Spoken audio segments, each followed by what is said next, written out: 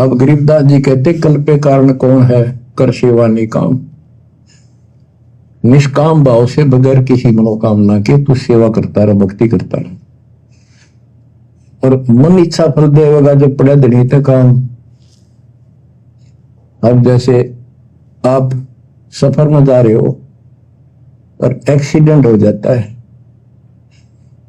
वह धनी का काम है, वह ना को राष्ट्रपति, ना प्रधानमंत्री, ना आपकी संपत्ति और संतान आपकी रक्षा कर सकते, ना आप अपनी संतान की कर सकते।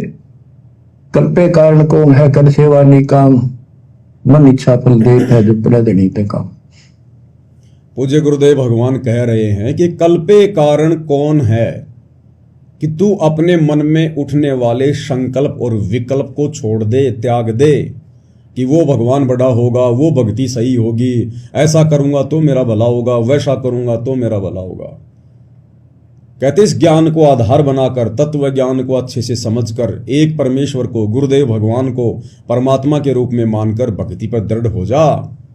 कल पे कारण कौन है, तू कर सेवा निष्काम। और जब तुझे सच्चे गुरु की पहचान हो जाए, भक्ति मार्ग तेरे समझ में आ जाए, उसके बाद में तू निष्काम भाव से सेवा कर। ये जो भक्ति हमें गुरुदेव भगवान ने दी है, फिर हमने इस भक्ति को निष्काम भावना से करनी होती है, तभी हमारी भक्ति सफल होगी। निष्काम भावना यानी हमारे मन में किसी भी प्रकार की मोक्ष के अलावा कोई इच्छा नहीं होनी चाहिए, कोई डिमांड नहीं होनी चाहिए गुरुदेव भगवान से, कि मैं बड़ा कोई मंत्री पद प्राप्त कर लूं, मेरे लड़का हो जाए, मेरा बेटा नौकरी लग जाए, मेरा बिजनेस सेटल हो जाए, बड़ी मेरी कोठी बन जाए, घर में लंबी गाड़ी आ जाए। निष्काम भाव से हमने भक्ति करनी है। केवल एक ही कामना, एक ही इच्छा पल पल होनी चाहिए कि परमेश्वर कैसे भी करके इस गंदे लोक से मेरा छुटकारा करवा दीजिए, मुझे मोक्ष प्रदान कर दीजिए गुरुदेव, मुझे इस काल के जाल से 84 लाख योनियों के कष्ट से बाहर निकाल दीजिए। इस एकमात्र इच्छा के बिना, कामना के बिना हमारे मन में जब तक हम इस भक्ति को करेंगे अंतिम श्वास तक, दूसरी कोई डिमांड, कोई इच्छा नहीं होनी चाहिए। घर में आंखों के सामने अगर बेटा मरने वाला हो, बेटी मरने वाली हो किसी भी कारण से, तो हमने अपने गुरुदेव से, अपने हृदय से विशेष प्रार्थना भी नहीं करनी कि गुरुदेव मेरा बेटा बचा दे, गुरुदेव मेरी बेटी बचा दे। वो परमात्मा सबको उनके कर्मों के अनुसार, जैसा भी उनका प्रारब्ध है, शुभ या अशुभ, वो परमात्मा वैसा ही उनको प्रदान करता है। हम कहेंगे तो भी प्रदान करेगा और ना कहेंगे तो भी प्रदान करेगा। उसके कंप्यूटर में, उसके अकाउंट में किसी प्रकार की कोई जो है मिस्टेक नहीं है, परंतु हम बीच में टांग अड़ाकर अपनी अज्ञानता का प्रमाण दे देंगे और अपनी भक्ति को नष्ट कर देंगे। ये काल बहुत चतुर है, बहुत सयाना है, बिल्कुल साथ साथ रहता है कि भगत कहाँ गलती करे, तो उसी समय हमारे अकाउंट से हमारी भक्ति को माइनस कर दिया जाएगा और वो बेटा बेटी को ठीक कर दिया जाएगा। वो बेटा बेटी तो वैसे भी ठीक होने थे, क्योंकि गुरुदेव ने बताया कि जब बच्चा माता पिता के अधीन होता है 3 या 4 साल तक, 4-5 साल तक, जब तक बच्चा इस ज्ञान को ठीक ठाक से समझकर भक्ति करने योग्य नहीं हो जाता है, उस समय तक माता पिता की भक्ति के अनुसार कि माता पिता कैसी भक्ति कर रहे हैं, किस प्रकार से मर्यादा में हैं, उस आधार से परमेश्वर उन अनुपदेशी बच्चों की भी रक्षा करता है। तो हमने गुरुदेव भगवान से उन बच्चों के विषय में उनके स्वस्थ होने की कामना के बजाय, उनकी जीवन रक्षा की कामना के बजाय आप और हमने अपनी भक्ति और मर्यादाओं पर अधिक ध्यान देना है। हमने वो पुरानी परंपराएं, वो आदतें छोड़नी पड़ेंगी। जरा सा बच्चे का स्वास्थ्य खराब हुआ नहीं, जरा सा उसको बुखार हुआ नहीं, हमारी माताएं, हमारी दादी 1.25 रुपया बांध के कपड़े में उसके सिर के ऊपर से यूं करके और जाकर बाहर किसी चौराहे पे रख के आ जाती थी, और घर में जो भी फोटो होती थी शंकर जी की, ब्रह्मा जी की, कृष्ण जी की, माता जी की, ना जाने 20-20 बार उनसे दुआ कर लेती थी, हे भगवान मेरी उम्र मेरे बच्चे को लग जाए, हे परमात्मा मेरे बच्चे को बचाना। तो भाई और बहनों, वो गलतियां अब हमने नहीं करनी। हमने हर प्रकार की उन रीति रिवाजों को, उस छोटी और ज्ञान विरुद्ध उन हरकतों को हमने छोड़ना पड़ेगा। छोड़ देने पछलियों की रीत सतगुरु तारेंगे, और मन कर धीर बांध ले रे बोरे, यानी हमने इस ज्ञान आधार से थोड़ा धैर्य रखना है, विश्वास को बना के रखना है कि मेरा गुरु समर्थ है, मेरा परमात्मा समर्थ है। मेरे परमेश्वर को यह भी पता है कि अगर भगत जिस घर में रह रहा है, अगर उस घर में कोई नुकसान हो गया, कोई आपत्ति आ गई, तो भी मेरा भगत भक्ति से डिस्टर्ब होगा। तो परमात्मा नहीं चाहता कि मेरा बेटा, मेरा भगत डिस्टर्ब हो। तो हर संभव कोशिश करते हैं गुरुदेव भगवान जोड़ जुगाड़ लगाने की, उनके संस्कारों को इधर उधर सेट करने की। लेकिन उसके लिए भाई और बहनों, आप और हमने दृढ़ रहना पड़ेगा।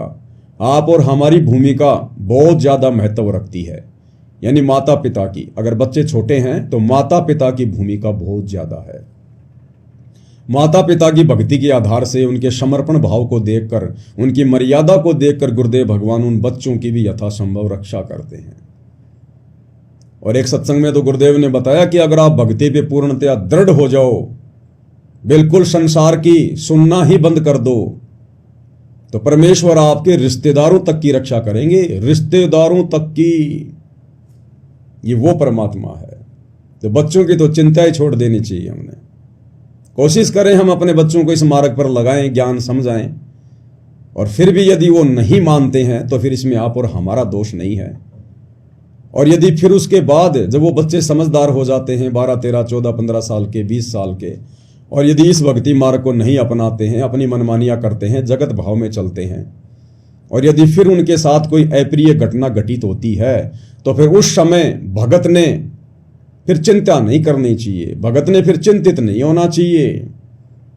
क्योंकि ना तो आपने समझाने में कोई कमी छोड़ी, ना परमात्मा ने मौका देने में कोई कमी छोड़ी। अब भाई उन आत्माओं के अपने संस्कार हैं।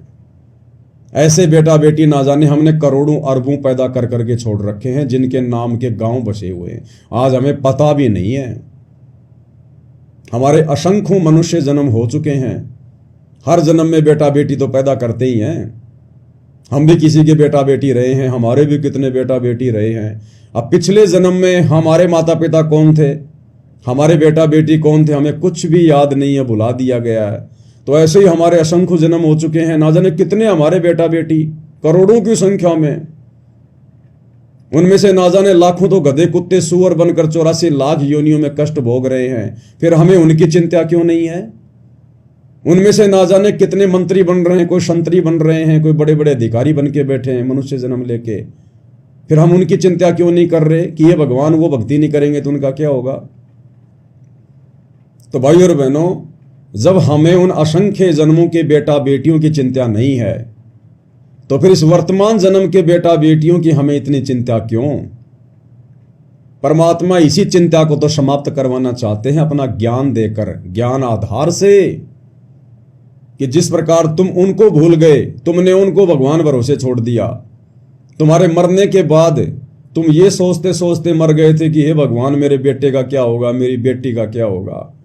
और तेरे मरने के बाद वो बेटा भी वहीं रहा होगा, वो बेटी भी वहीं रही होगी, और तू जीते जी उनको इस काबिल नहीं बना पाता जितने काबिल वो तेरे मरने के बाद बन गए होंगे।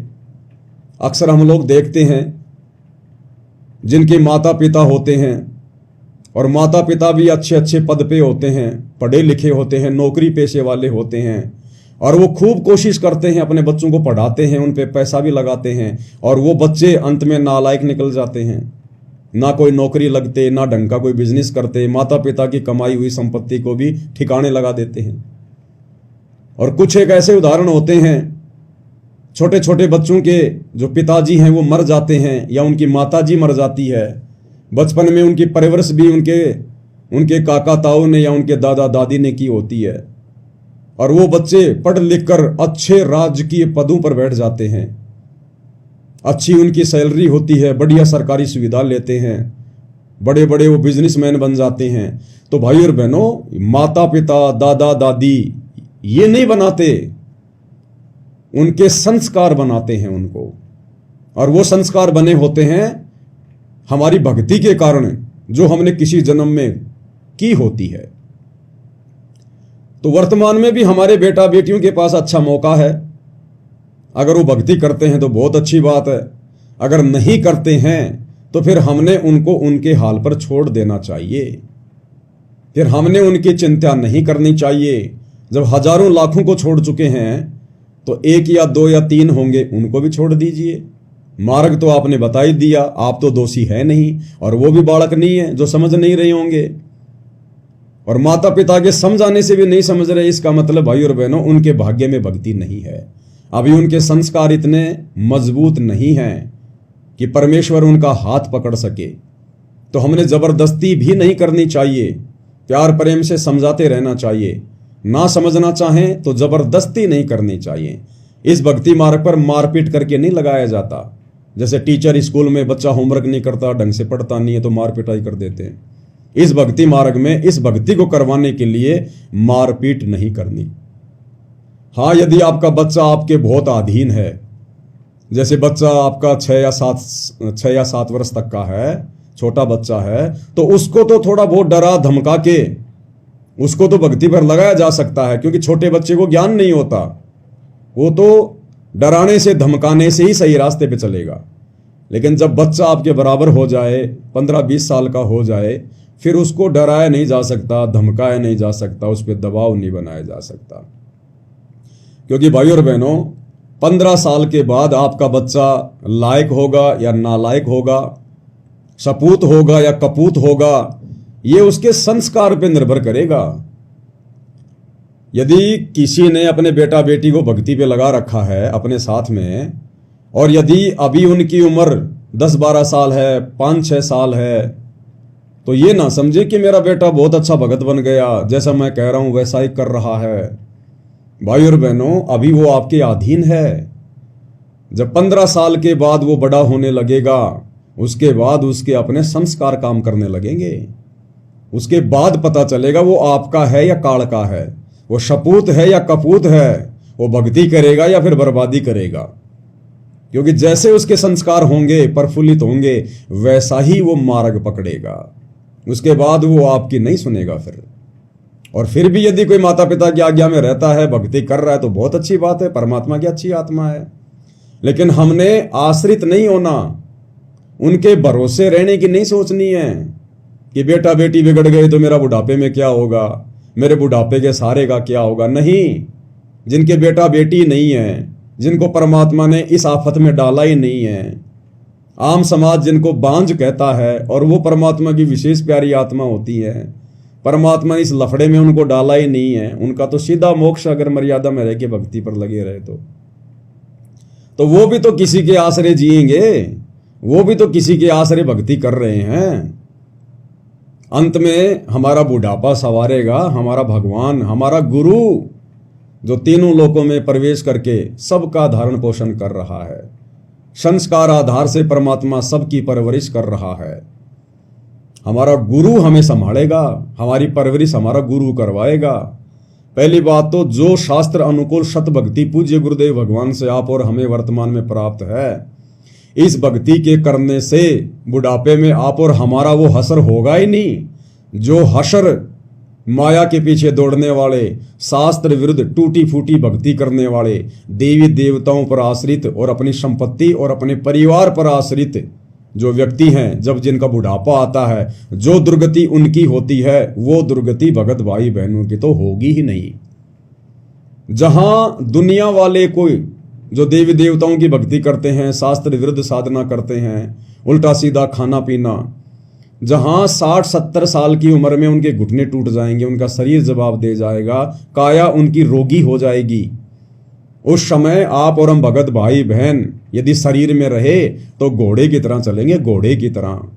बिल्कुल ऐसे युवा शरीर रहेगा हमारा, 70 साल की उम्र में भी, 80 साल की उम्र में भी।